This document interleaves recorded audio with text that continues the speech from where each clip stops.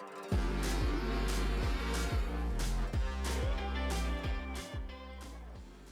right, hello guys. In this video, I'm going to talk about caffeine. I'm going to go into a little more detail on it in three parts. One, the physiology. What chemical impact does it actually have inside your body? Secondly, research. What have clinical trials or otherwise? What have we actually demonstrated to be the more the tangible? What we actually perceive to be the effects of caffeine? And then thirdly, anecdote or opinion. So more personal experience as well as my personal opinions on caffeine. What I've seen in a real life setting. So jumping in to the physiology, how does it work? First off, primarily it is a competitive antagonist to adenosine. Okay, that means it competes with adenosine. Adenosine is a regulatory molecule. When adenosine binds to receptors in mostly the brain, but also in other tissues, that triggers a whole cascade of subsequent effects that, well, it does a lot, and I'll get to that, but adenosine regulates a lot of activity, and caffeine interferes with that regulation. So caffeine will bind to those receptors and prevent adenosine from binding to the receptors, but caffeine won't stimulate the receptors. So in that way, the action of adenosine is mitigated. Overall, because adenosine is a regulatory molecule, that reduction in the effectiveness of adenosine results in primarily brain stimulation. Okay, so some of those sort of secondary cascading effects that are caused by caffeine, and there's a lot. It's a very complicated, our body is a very complicated place. But what we can directly observe is that there are elevations in serotonin and dopamine, acetylcholine, and adrenaline. Okay, serotonin, sometimes called the happy hormone. It affects mood and how you feel and things like that. Dopamine, it's the pleasure hormone. It also kind of works together with mood, and these affect your sleep and your learning a lot. Acetylcholine, it has some peripheral effects. It affects smooth muscles, and it affects glandular secretions, so subsequent hormone actions, as well as smooth muscles and things like blood vessels. But in a lot of different places in your body, as well as digestive tubes, right? So basically all of your body tubes, right? The pressure is controlled by smooth muscle, and acetylcholine regulates that, so it can affect things like fluid pressures and balance. Then adrenaline, right, which of course influences sensory perception and muscular activity, right? So those are just some examples, but basically caffeine affects in some way everything that your brain can do or controls. It's kind of crazy, honestly, as far as supplements go. Caffeine is hardly a supplement, it's definitely a drug. Notably, it also increases, well, in some cases, okay, it modifies receptors density for different ones, but involves adenosine receptors as well as adrenergic, cholinergic, GABAergic. Okay, GABA is that's gamma aminobutyric acid. That's a neural regulator as well. Serotonergic, muscarinic, and nicotinic. Okay, so I talked about how adenosine binds to receptors. So when, just as an example, if that response to adenosine is muted because of the presence of caffeine, your body reacts and says, okay, well, adenosine's not doing what it's supposed to do. How can we fix that? And so that's a response to caffeine. It's a sort of a demonstration of the tolerance caused by caffeine. But one of the ways our body responds to that is it increases the density of adenosine receptors on cell surfaces. And so in that way, it can magnify the response of adenosine. But that's in response to the presence of caffeine. So when caffeine is no longer present in your system, you still have increased receptor density, and now the response to endogenous, normal levels of adenosine is now magnified. Okay, so that kind of might help explain why there's maybe a crash. You take caffeine, you feel great, but then later caffeine's gone, and now adenosine is working overtime, sort of. But it affects all of these receptors in different ways, but all of these have been directly observed in terms of receptor density. But long story short about the physiology of caffeine is, one, it's not completely understood. Someone could devote their entire life to studying serotonin and what it does, and they would still not figure it out. That all of these different biological molecules have many, many actions and complicated interactions. But what it comes down to is caffeine has a incredible effect on a huge amount of vast multitude of neurobehavioral activity.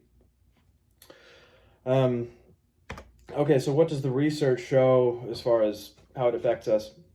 There's a lot of benefits, and I think research is kind of funny. Anyone who's ever taken caffeine I think it's kind of weird that we're spending hundreds of thousands of dollars on researching something that anybody can tell you when they try it. But it's very clear, right, in the research as well as otherwise, that it elevates cognitive performance. Okay, increased alertness and awareness. Right, there are a lot of studies on that. Things like one, they have Navy SEALs stay awake for 3 days, and they give some of them caffeine and see who shoots better. Caffeine helps, right? It elevates your mood. As far as physical performance, it has been very clearly demonstrated to improve endurance capacity, particularly aerobic endurance. And it's also frequently been demonstrated to improve higher intensity, such as sprint performance, as well as weight training and things like that.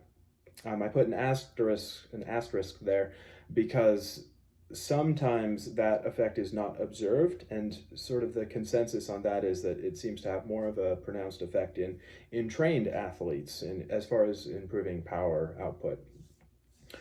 But those are all well documented effects in the research.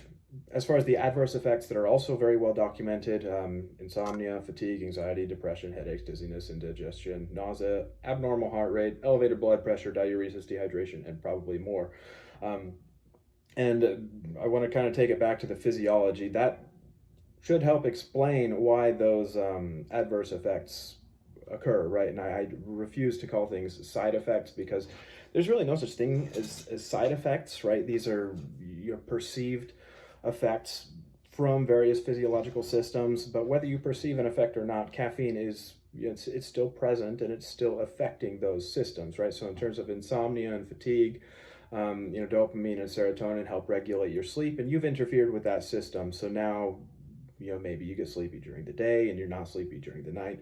Okay, that's why it happens, because we're playing with that physiology, as well as anxiety and depression, right? We're affecting systems that regulate our mood, right? And we've interfered with that regulation, so now our mood it's off put. Hopefully these symptoms don't become problematic, right? We try to control those and prescribe doses and things like that based off of what we observe, but all of these systems are affected, whether you experience adverse effects or not.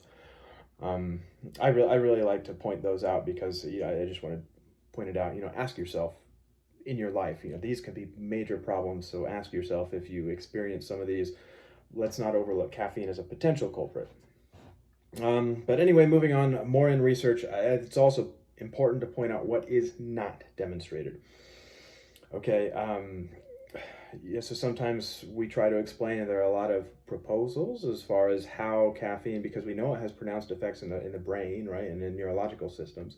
But in terms of sports performance and physical performance, which is why we use it in pre-workout and things like that, it's not particularly well understood. And I'll share my thoughts on that when I move into Anecdote, but I want to stick to this research section as facts.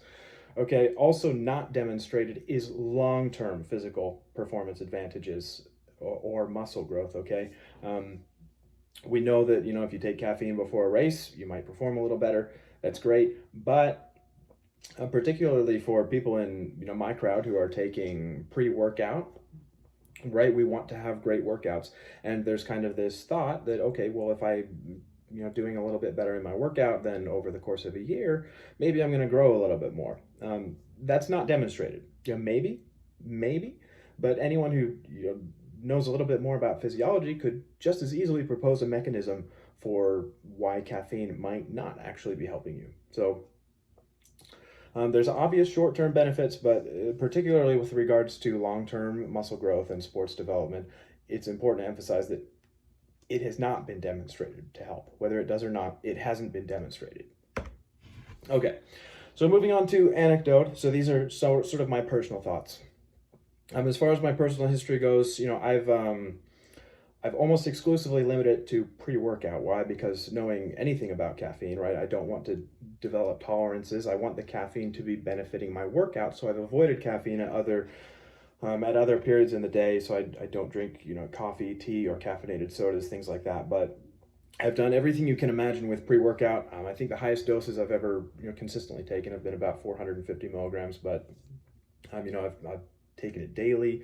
I've tried taking weekends off. I've tried alternating days. I've tried everything you can think of to find the most manageable levels of caffeine intake.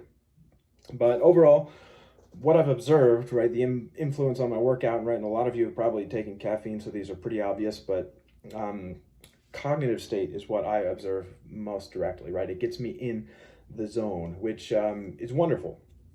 As far as my personal performance goes, right, in terms of how much weight am I putting on the bar, how fast am I running, whatever that is, I find that whether I have caffeine or not, my performance is it correlates most closely with my cognitive state. Okay, I might go into the gym feeling in the zone without caffeine.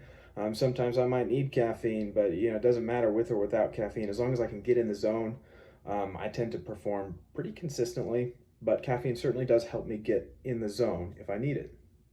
I've also say I've gone several periods of several months without taking caffeine. And in terms of my development, at least over those several month periods, I haven't really seen any difference. I'm still able to consistently add weight to the bar and improve other performance metrics. So I don't really think it's a necessary thing at all. Notably, I will say, right, the influence on life, okay? I talked about the adverse effects and the side effects. When I have abstained from caffeine, meaning heavily moderated it, I've found that I can sleep, on time and better throughout the night more consistently, okay? That's huge. I find my energy levels are more stable throughout the day. Do I feel like taking naps?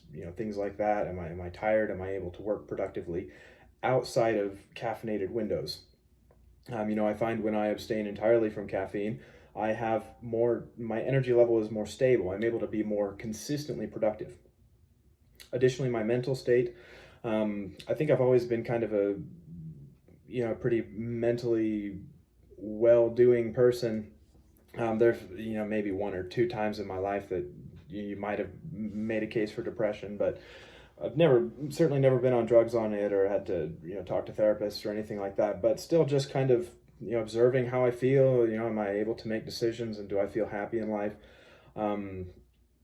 I think those lower points were probably, well, definitely. I know one time for sure was when I was taking tons of caffeine with my workouts. And I'm not going to say that was the cause. I don't have enough of my personal data to really say that for sure, but I do feel that my mental state as well is a little more stable when I'm off of caffeine. All right, and I will say being constantly happy, constantly sleeping well, and constantly having high energy levels is probably going to do a whole lot more for your long-term development than lifting 2% more weight in the gym. So definitely something to consider. I can say, without a doubt that my life as a whole, including my physical progression, has been better without caffeine.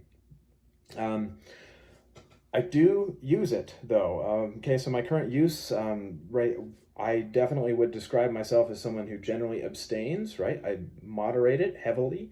Once or twice a month, I take about 60 milligrams of caffeine. And that's, if something happens and I only get 4 hours of sleep, if I'm rolling up to the gym and not feeling it, that's when I use it. And I only need about 60 milligrams, right? I've taken 450 milligrams as pre-workout, but because I regularly abstain from it and have no tolerance, no chronic adaptations to caffeine ingestion, 60 milligrams is still quite effective for me, and that's plenty. I still try to use it. I still try to use it modestly. I'm not trying to get some life changing. I took my pre workout this day. It's night and day. I try to take just enough to get me in the zone, and I'm really happy with that with this kind of plan of caffeine use right now. But caffeine is a unique supplement because it's not a supplement, because it's a drug. Okay, so I heavily acknowledge heavily recommend that you at least try to be cognizant of your use. Try to be cognizant of the presence of some of these potentially very serious side effects in your life, and try to be wise in your caffeine use. It's certainly powerful, it's certainly useful, but it can also be very dangerous. I hope this helped give you a little bit of a better perspective on caffeine. I hope it will help you make decisions in your own use of it. I plan on covering a lot more supplements. If you like the video, like it. If you want to hear more, subscribe. Other than that, thank you all, and peace out.